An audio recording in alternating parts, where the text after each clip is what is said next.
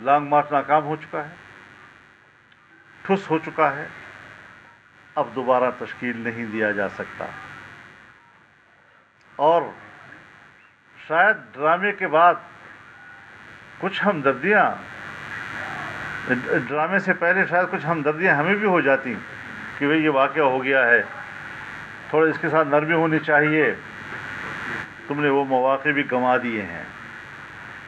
اب حکیم ثناء اللہ بھی اس سے کہیں ذرا طاقتور نسخہ بنا کے بیٹھا ہوا ہے جی، سوال ہی پیدا نہیں ہوتا کہ آپ اسلام آباد میں آ سکیں۔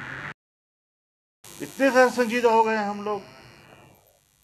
ہمارا عام شہری بالکل غیر سنجیدہ ہو گیا ہے، کنفیوز کر دیا ہے سب لوگوں کو کہ ہم کر کیا رہے ہیں اور ملک میں ہو کیا رہا ہے۔